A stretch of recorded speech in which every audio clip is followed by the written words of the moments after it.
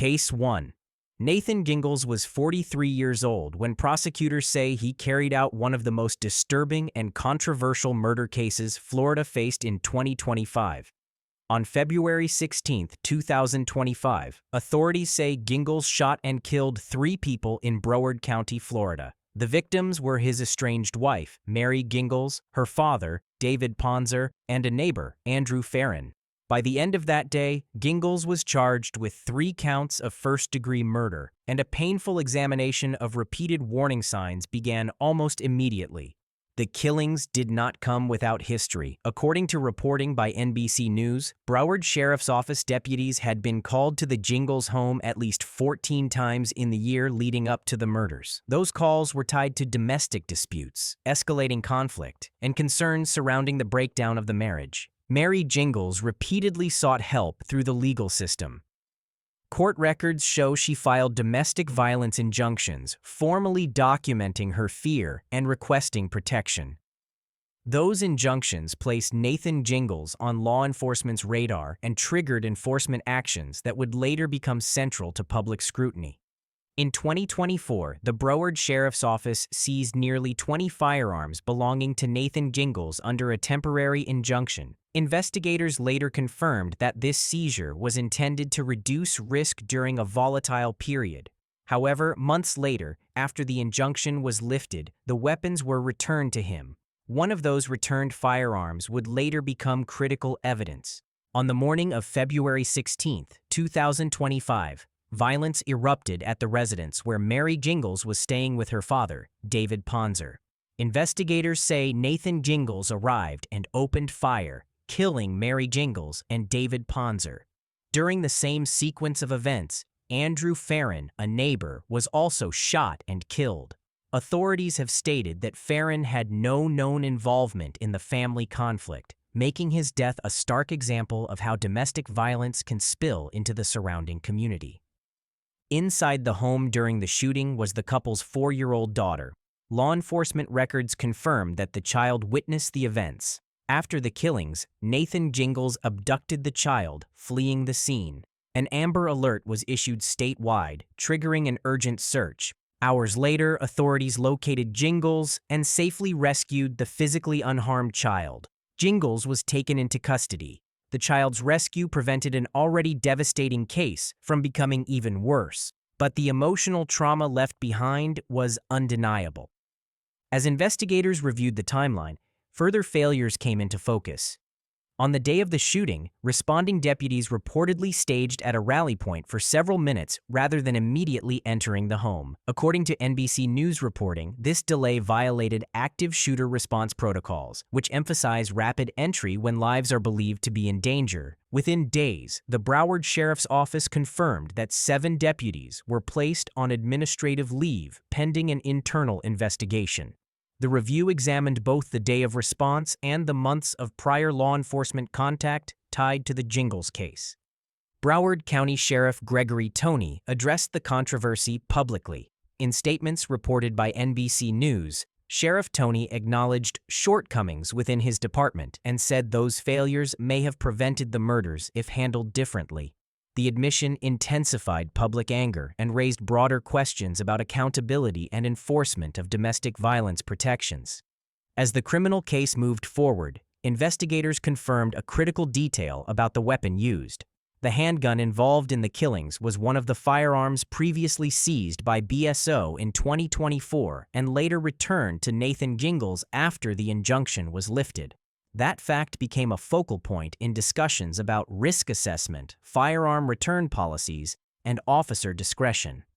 Nathan Gingles was formally charged with 3 counts of first-degree murder.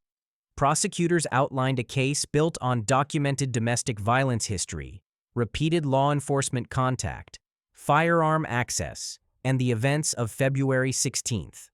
As the case progressed, the stakes escalated further.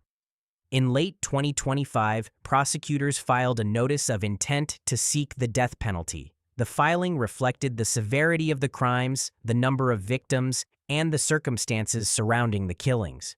As of when this video was uploaded, Nathan Jingles remains in custody, facing 3 counts of first-degree murder and the possibility of capital punishment if convicted.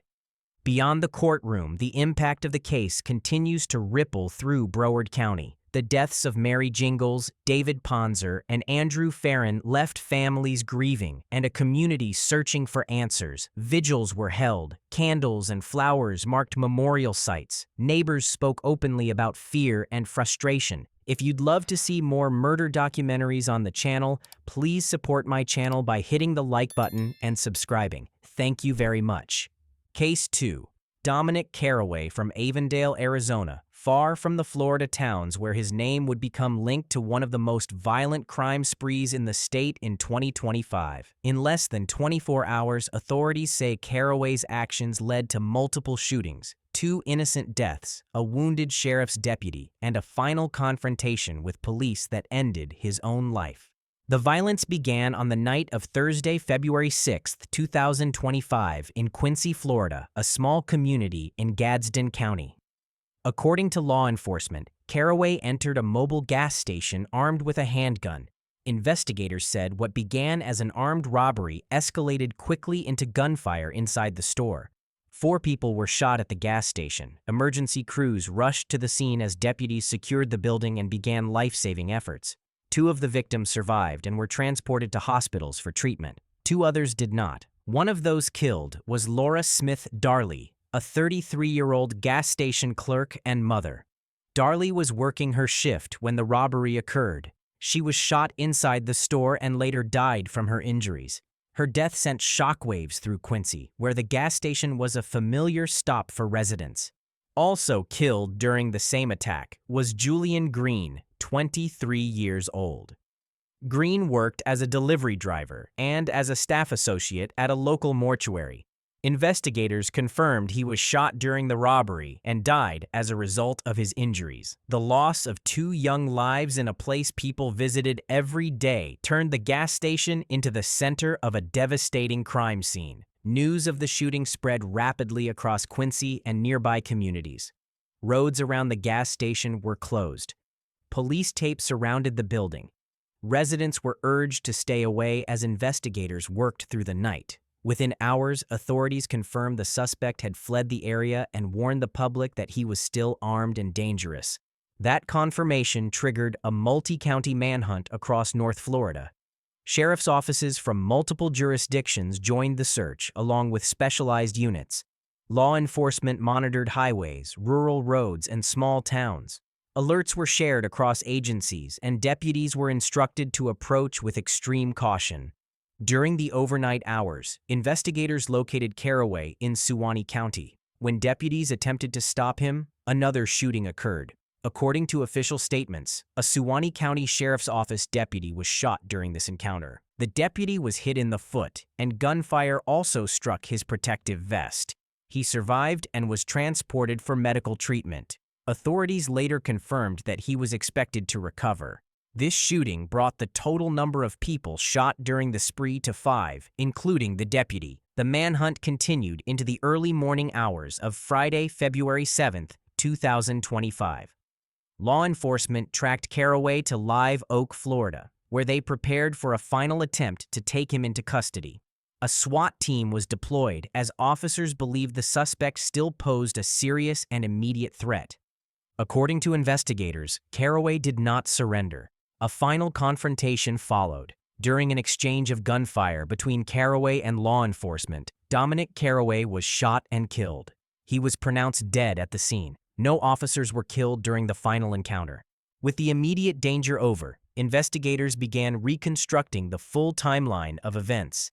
Authorities confirmed Carraway's identity using the automated fingerprint identification system, facial recognition technology, and records from the Arizona Department of Transportation Motor Vehicle Division.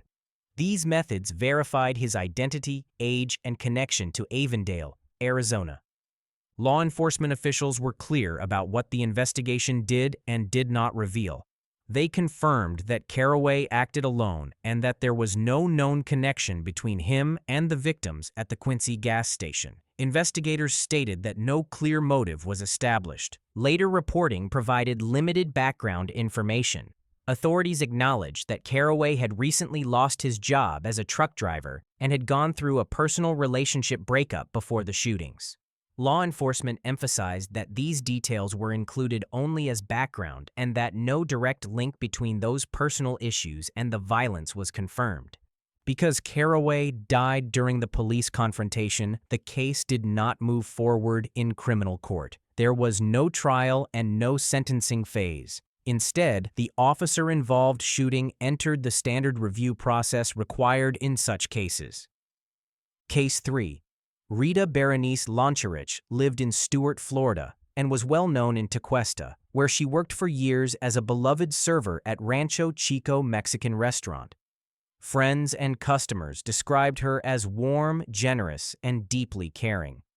In December 2025, just days before Christmas, Rita's life ended after a sudden act of violence during what should have been an ordinary visit to a bookstore. On that day, Rita went to a Barnes & Noble in Palm Beach Gardens, Florida.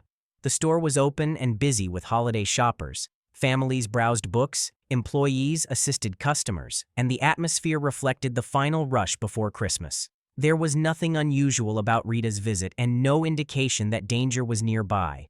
According to investigators, Rita had no connection to the man later accused of attacking her. There was no argument, no prior interaction, and no dispute. Law enforcement described the attack as random and unprovoked, a detail that deeply unsettled the community. Inside the bookstore at the same time was Antonio Roderick Moore, age 40. Authorities said Moore was sitting inside the store charging his cell phone. Investigators described him as a drifter who had recently arrived in Florida, traveling by bus from Georgia about a week earlier. Moore is originally from Alabama and has been living in the woods near the shopping area. Without warning, investigators say Moore approached Rita and stabbed her with a fixed blade knife. Law enforcement later confirmed the knife was left embedded in her back, a detail documented in court records. The attack happened suddenly, in a public place where people expected safety. Despite her injuries, Rita managed to make one final call. According to investigators, she briefly contacted her husband by cell phone, telling him she had been attacked. That call, made in the moments immediately after the stabbing, became one of the most heartbreaking details of the case.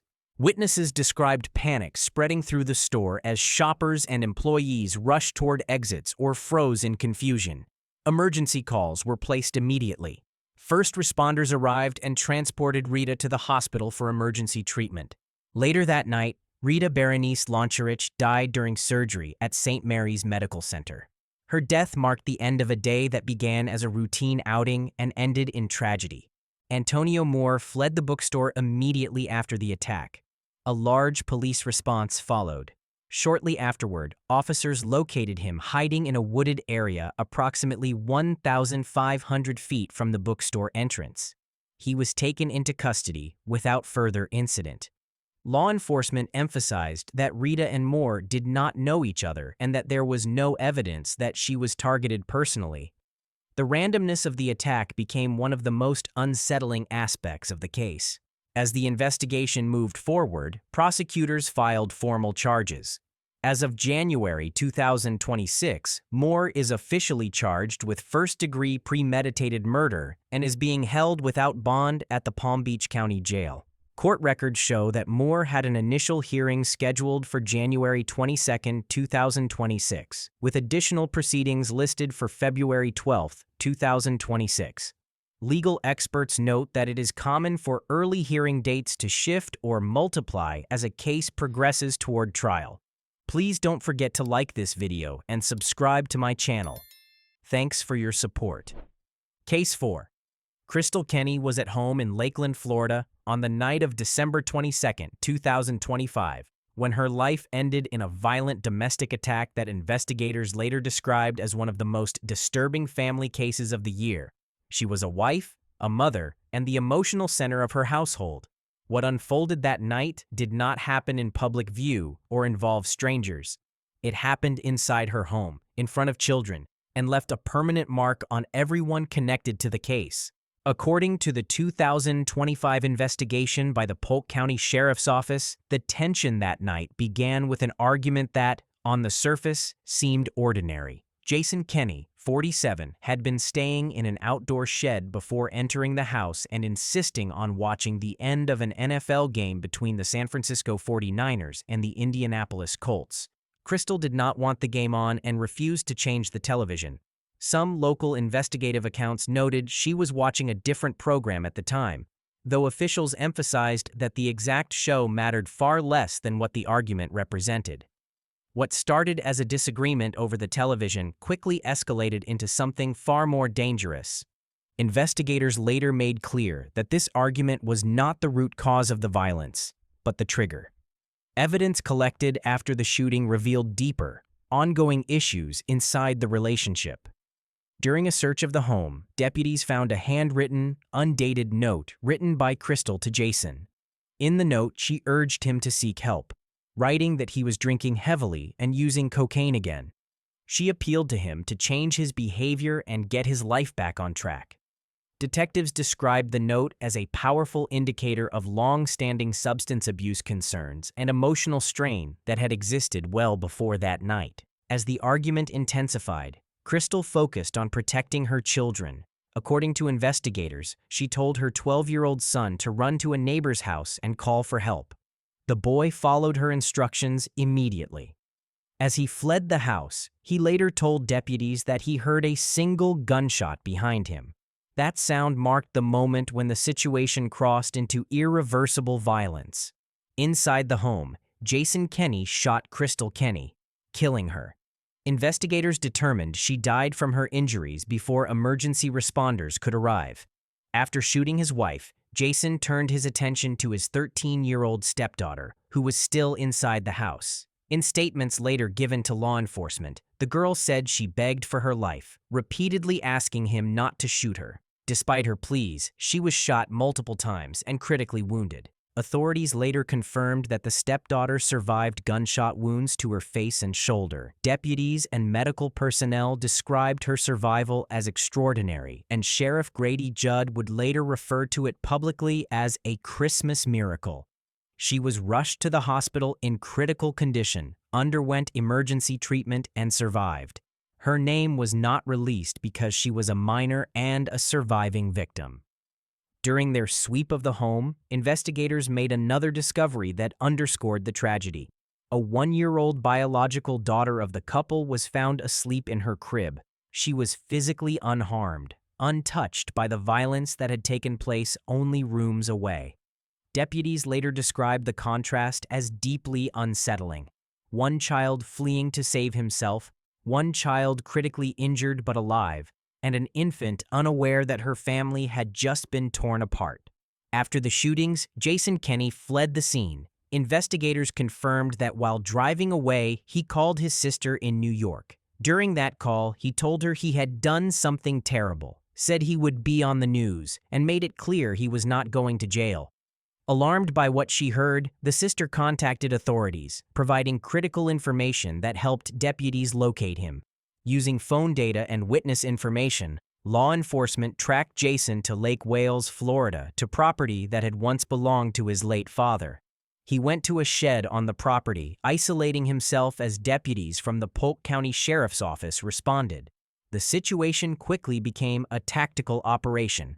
Deputies surrounded the shed and issued repeated commands for him to surrender peacefully. Instead, investigators said deputies heard a single gunshot from inside the shed. When they entered, they found Jason Kenney dead from a self-inflicted gunshot wound to the forehead. Authorities confirmed that no deputies fired their weapons. His death ended the manhunt and closed the criminal portion of the case. As detectives reconstructed the timeline, more background details came into focus.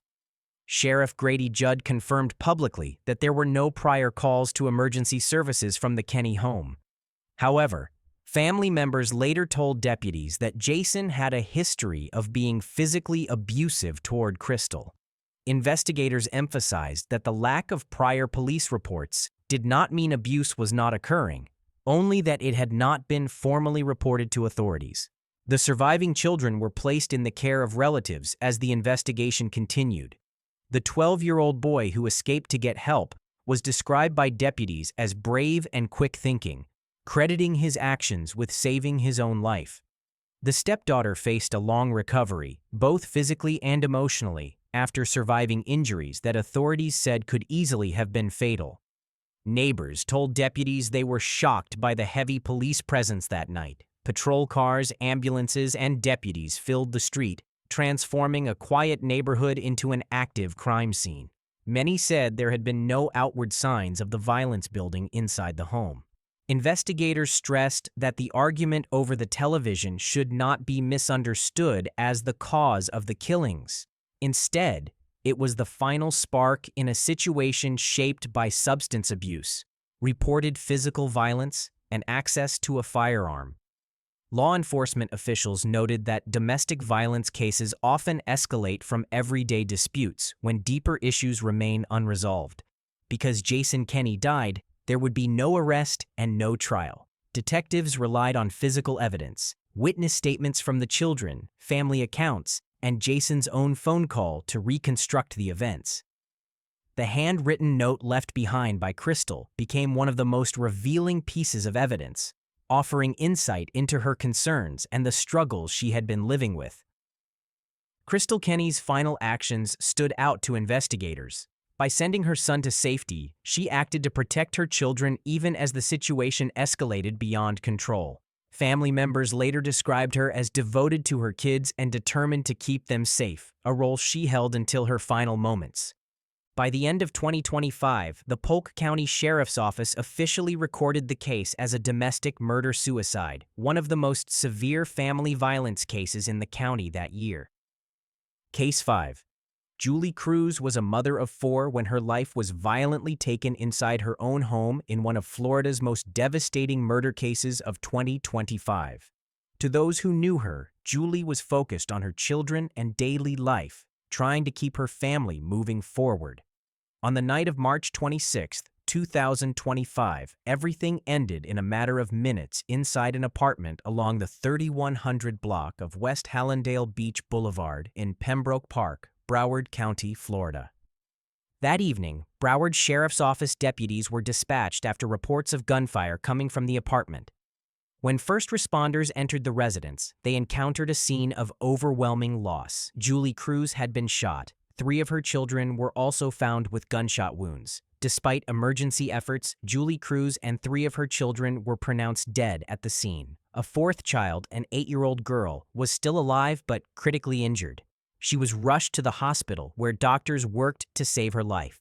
The surviving child would later be identified as Phoenix Solomon, Julie's daughter. She suffered serious injuries but survived after intensive medical treatment. The 3 children who lost their lives were Zion Solomon, 11 years old, and 2 toddlers, Nova Mackenzie and Emery Mackenzie, both just 2 years old. Their deaths shocked investigators because of their ages and the fact that the violence occurred in a shared family space, not during a public confrontation. Authorities quickly identified the shooter as Stephen Mackenzie, 34, Julie Cruz's partner and the father of the 2 toddlers. Deputies confirmed there were no signs of forced entry, indicating that everyone involved was already inside the apartment when the shooting began. According to law enforcement, Mackenzie shot Julie and the children before turning the gun on himself.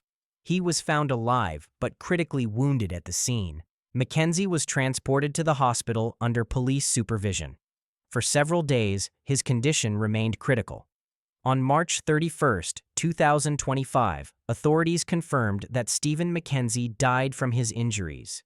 His death officially closed the criminal investigation, meaning there would be no trial and no opportunity for a full public explanation of what led to the violence that night. Julie Cruz's life became the focus of public attention only after it was taken. Family members described her as a caring mother who worked to support her children and keep them together. Friends said she was protective and deeply involved in her kids' lives, managing school routines, home responsibilities, and everyday challenges.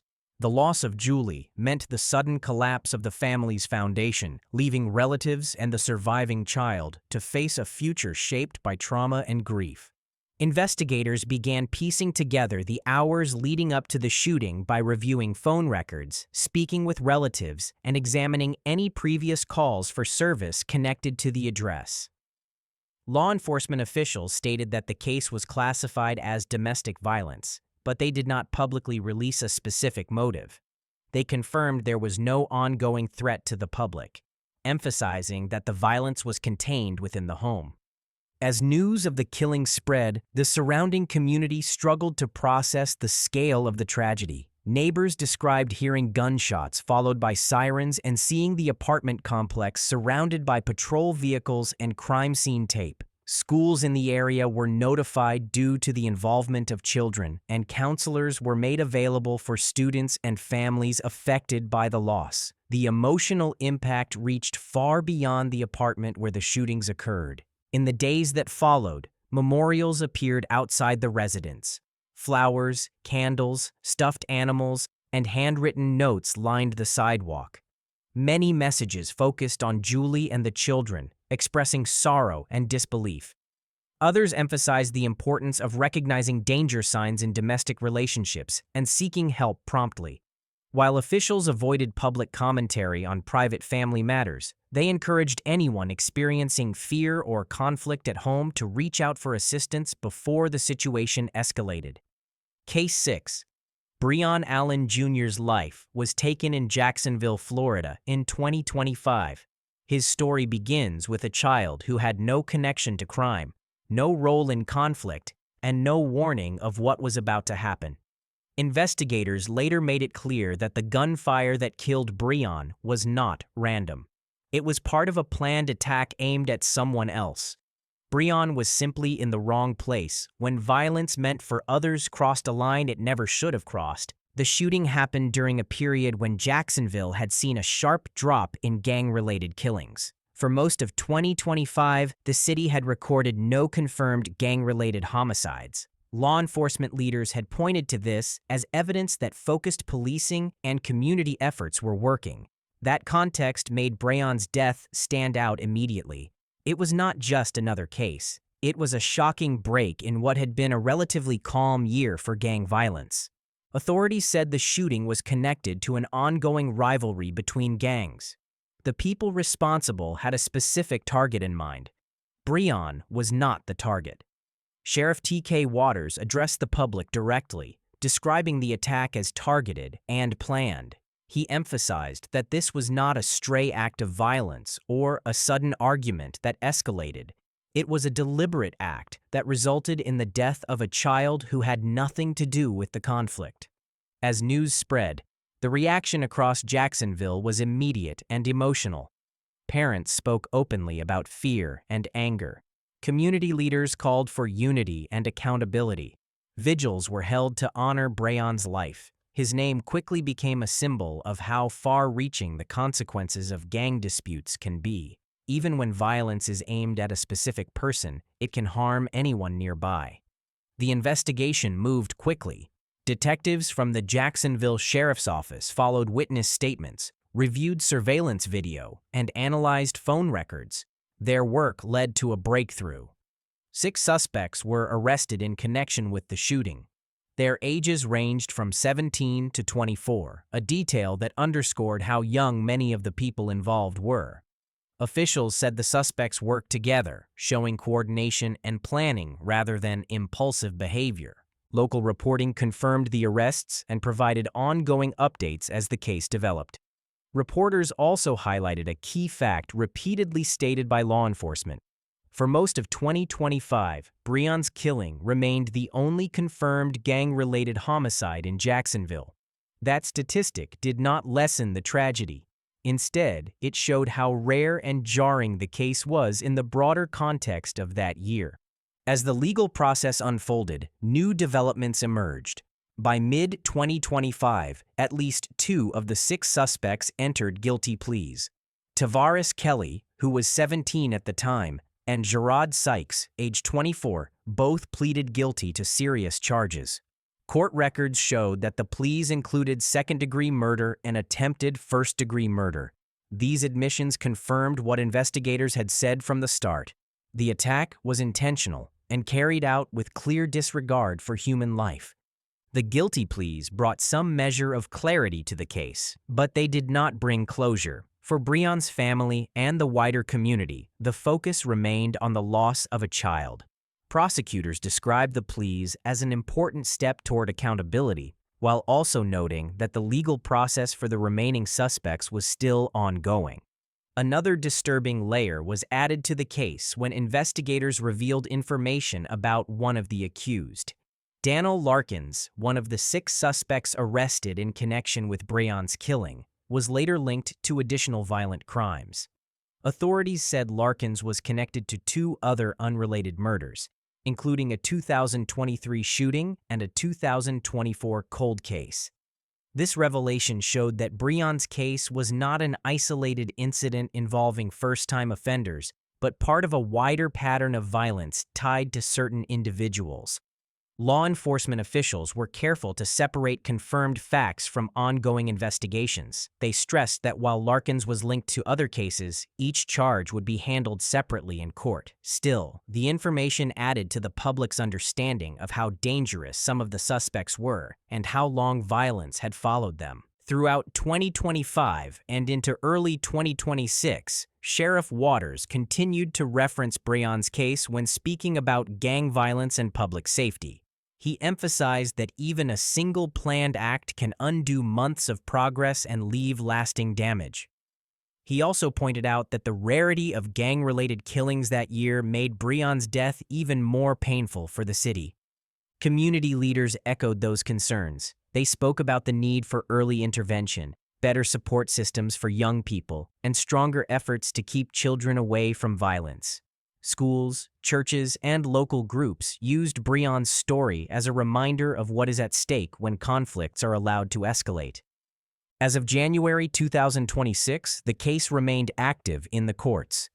With guilty pleas entered by some suspects and additional charges connected to others, the legal consequences were still unfolding. What remained unchanged was the central truth of the case. Breon Allen Jr. was 7 years old. He was not involved in gangs. He was not part of any dispute. He was a child whose life ended because adults and teenagers chose violence. Case 7.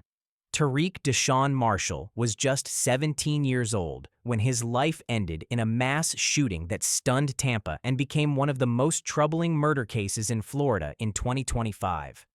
His death was not the result of a long chain of events, but of a single burst of gunfire that unfolded in seconds and left a young teenager dead, 5 others wounded, and an entire neighborhood searching for answers. The shooting happened shortly before 1 a.m. on September 11, 2025, in the 6000 block of Woodville Street in Tampa. Police say the gunfire erupted outside an apartment complex known as the Apartments at River Oaks, also identified by some residents as Crown Point Apartments. At that hour, people were still outside, talking and gathering near the buildings. Then the sound of gunshots broke the night. When Tampa police officers arrived, they found a chaotic scene. According to official reports, 6 people had been shot during the incident. 3 victims were located at the scene when officers first arrived. As the investigation expanded, 2 additional victims were discovered nearby, and a 6th victim later arrived at a hospital on his own. Among those injured was Tariq Deshaun Marshall, who had been critically wounded. Despite emergency medical care, Tariq later died from his injuries. The other 5 victims survived, and police confirmed their injuries were not life-threatening. Officers quickly secured the area, closing off streets around Woodville Street as flashing patrol lights lit up the apartment complex. Shell casings were scattered across the roadway and sidewalks, showing how intense and sudden the shooting had been.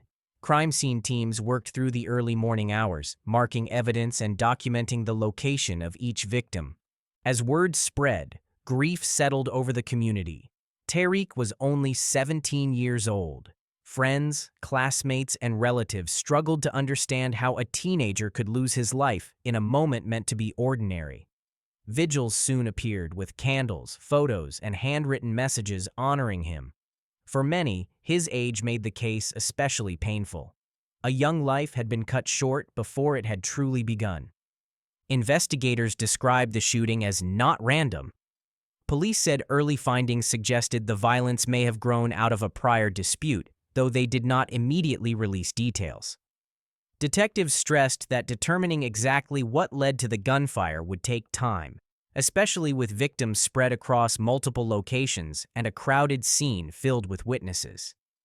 As the investigation continued, Tampa police announced that Crime Stoppers of Tampa Bay was offering a reward of up to $15,000 for information leading to an arrest. Authorities urged anyone with knowledge of the shooting to come forward, even if the details seemed small. They emphasized that tips could be submitted anonymously. During press briefings, Lee Burkaw, the Tampa police chief at the time, addressed the public directly. He stated that detectives believed at least one witness had not yet come forward. He emphasized that someone in the crowd that night likely saw crucial details and urged that person to speak with investigators. According to police, cooperation from witnesses could be the key to solving the case. As detectives worked, they also addressed rumors circulating online. Investigators confirmed that they briefly examined possible links between this shooting and the ongoing trial of 5 defendants connected to the 2021 shooting of 4-year-old Suni Bell. Police made it clear that this review was precautionary only. At the time, authorities stated there was no direct evidence connecting the Woodville Street shooting to that earlier case. They stressed that rumors and speculation could slow progress and distract from verified facts. The complexity of the scene added to the challenge. With 6 victims spread across different locations, detectives had to reconstruct movements minute by minute. Surveillance footage from nearby buildings, private cameras, and surrounding streets became central to the investigation. Officers reviewed hours of video while continuing interviews with witnesses who had been nearby when the shots were fired. In the days following the shooting, police clarified the timeline publicly to ensure accuracy. They explained how officers first found 3 victims, then learned of others who had fled or been transported before police arrival. That clarification helped the public understand why early reports varied and reinforced the scale of the violence. Despite steady investigative work, no suspect was immediately named, and no arrests were announced in the early phase of the case.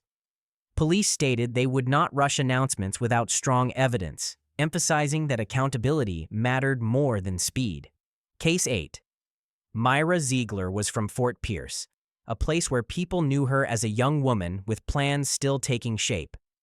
But the final moments of her life unfolded far from home in Fort Lauderdale, during the quiet hours before sunrise. On May 19, 2025, at approximately 4:30 a.m., a violent confrontation near a short-term rental turned into one of the most shocking murder cases in Florida that year. Police say the hours leading up to the shooting were tense. Several adults had gathered near an Airbnb rental property, and witnesses later told investigators there was arguing outside the home. The disagreement did not fade as the night went on. Instead, it grew louder and more intense. Neighbors reported raised voices and threats as the early morning hours approached. Then, suddenly, gunshots rang out. When officers arrived, they found Myra Ziegler lying in the roadway, suffering from gunshot wounds. Emergency responders moved quickly, transporting her to Broward Health Medical Center. Doctors worked to save her life, but despite those efforts, Myra was pronounced dead. What began as a disturbance ended as a homicide investigation.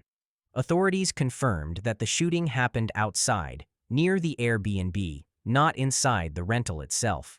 That detail became important as detectives tried to piece together exactly how the confrontation unfolded. Police stated early on that the shooting was not random, indicating that Myra was involved in or caught within a targeted dispute. At the same time, investigators were careful about releasing details, focusing instead on collecting evidence and speaking with everyone who had been nearby.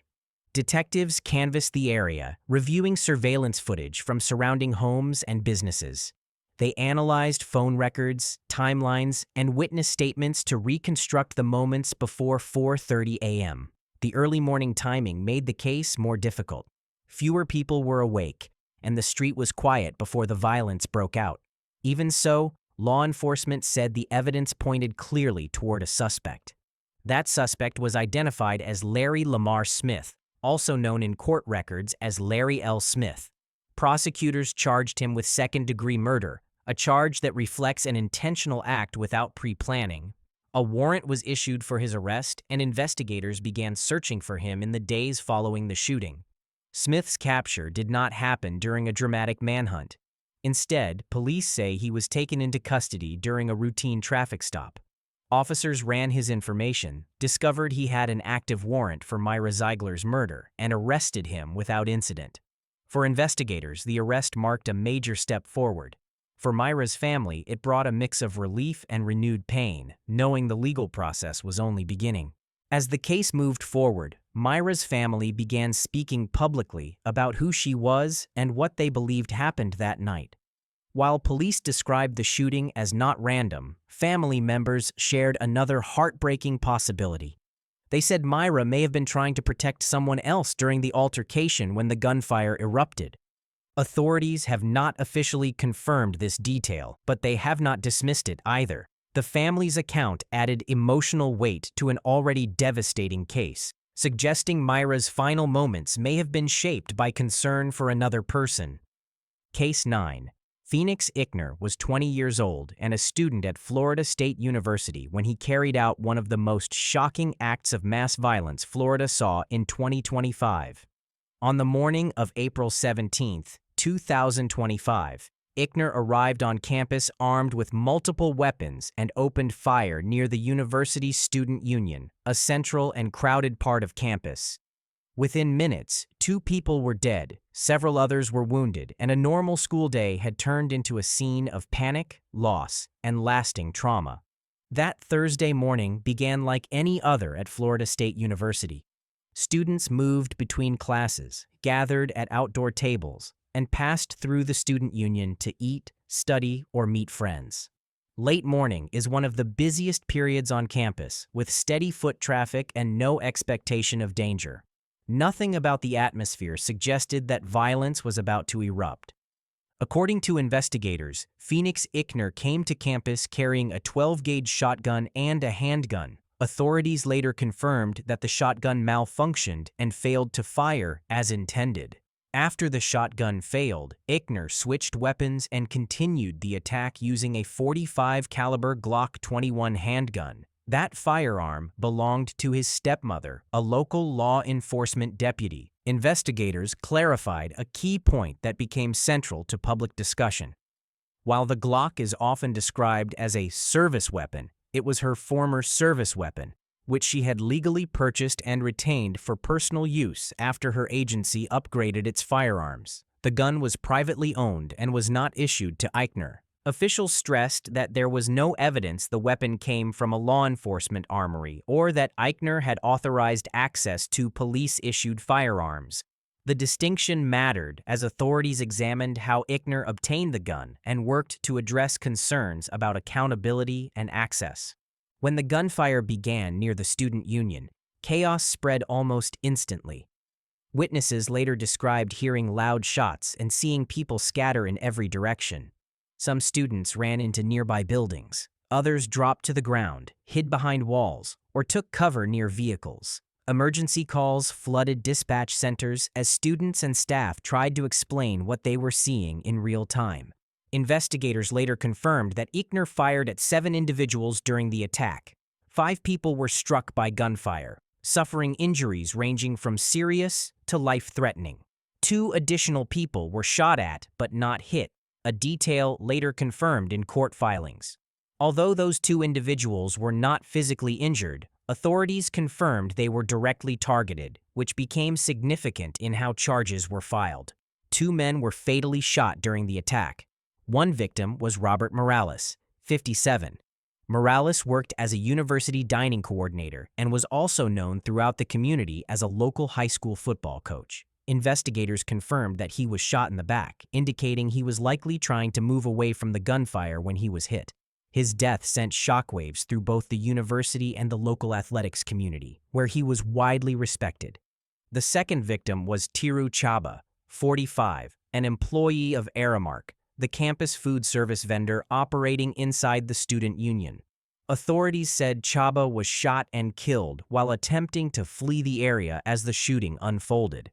Investigators emphasized that neither Morales nor Chaba had any connection to Ickner. Both men were simply at work, caught in the wrong place at the wrong time.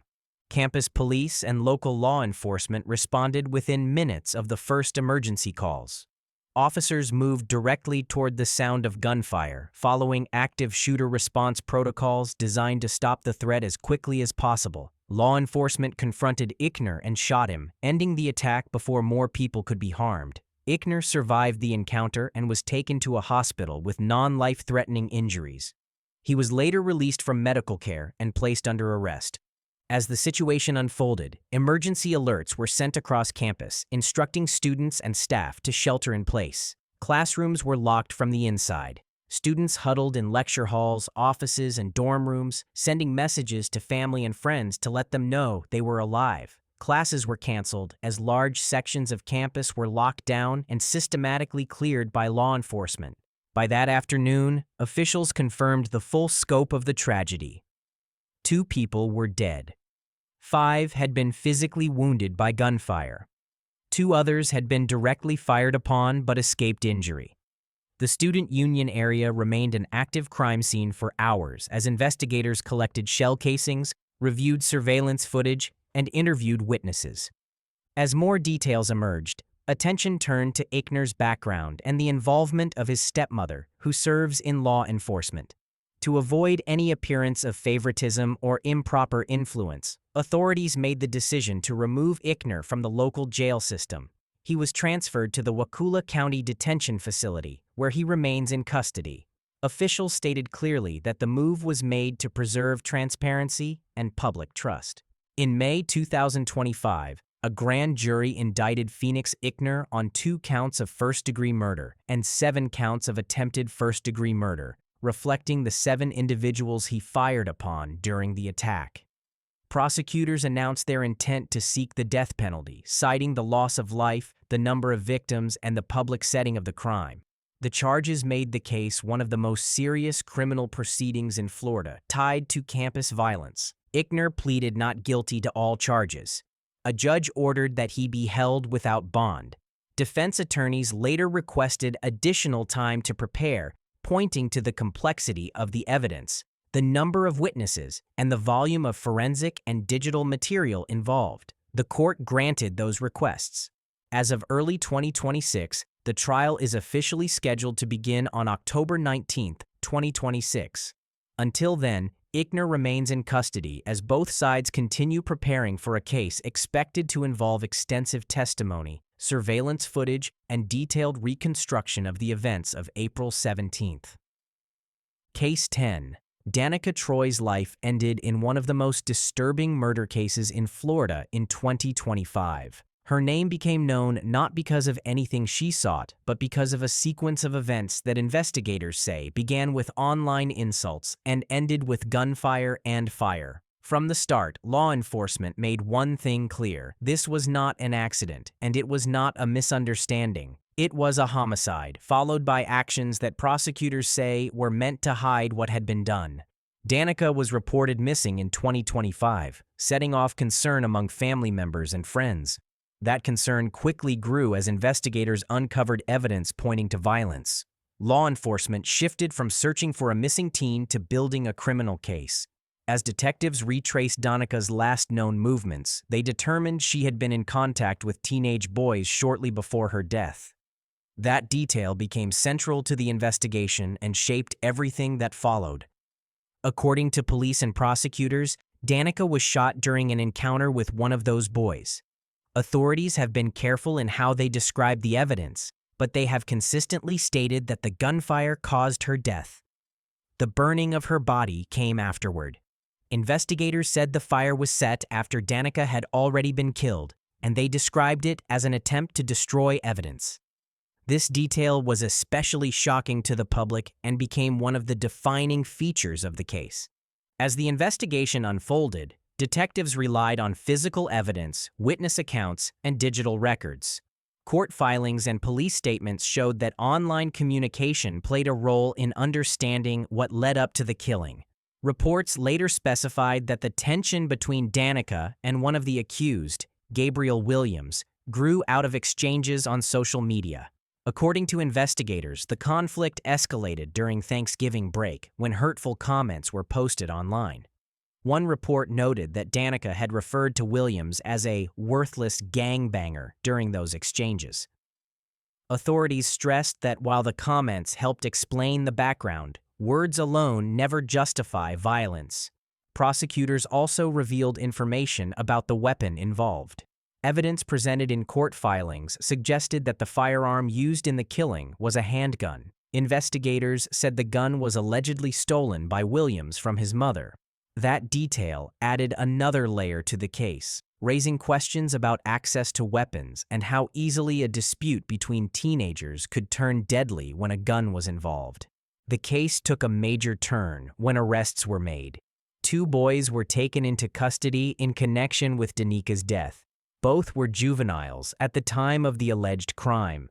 Soon after, prosecutors announced a decision that drew statewide attention.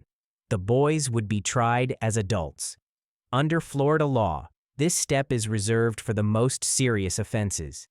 State attorneys explained that the severity of the alleged acts, the shooting, and the steps taken afterward met the legal standard for adult prosecution. Court documents outlined multiple charges connected to the killing. While the exact wording of the counts varied, prosecutors described a combination of murder-related offenses and actions taken to conceal the crime. During early hearings, the state argued that the alleged conduct showed intent and awareness, not panic or accident. Defense attorneys responded by emphasizing that their clients were accused, not convicted, and that the evidence would be tested in court. As the months passed, Danica's case remained in the public eye. News coverage across Florida followed every development, from arrest announcements to court filings. The ages of everyone involved kept the story at the center of public discussion. Danica was a teenager. The accused were also teenagers. That fact fueled painful conversations about youth violence, online conflict, and how quickly situations can spiral into irreversible outcomes. Community reaction was intense and emotional. Vigils were held to remember Danica, with friends and neighbors gathering to mourn her life. People spoke about grief, confusion, and anger. Parents expressed fear about how online disputes and access to weapons could intersect in deadly ways. Local leaders urged residents to let the legal process unfold while also calling for reflection and prevention. Law enforcement officials remained cautious in their public statements. They avoided speculation and repeated that many details would only be addressed in court. Investigators consistently stated that Danica was shot and that her body was later set on fire. They emphasized that the allegations were serious and that the defendants were presumed innocent until proven guilty. As of when this video was uploaded, the case continued to move through the courts. A key update involved the court schedule for Gabriel Williams. Court records showed that Williams waived his appearance for a January 8th arraignment. His next court date was set for February 5th, 2026. These procedural steps did not draw the same attention as earlier developments, but they marked steady progress toward trial. The suspected motive, as described in reports, remained tied to the social media exchanges during Thanksgiving break.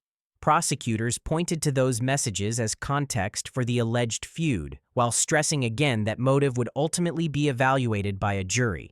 Defense teams prepared to challenge how those messages were interpreted and how much weight they should carry. Legal experts noted that cases involving juveniles tried as adults often move slowly with extensive pretrial motions and hearings. That pace frustrated some observers, but it reflected the seriousness of the charges and the complexity of the evidence. Prosecutors said their focus was accountability. Defense attorneys said their focus was due process. By early 2026, no verdict had been reached. The case remained active with hearings scheduled and motions pending. Thanks for watching. Please like and subscribe to my channel.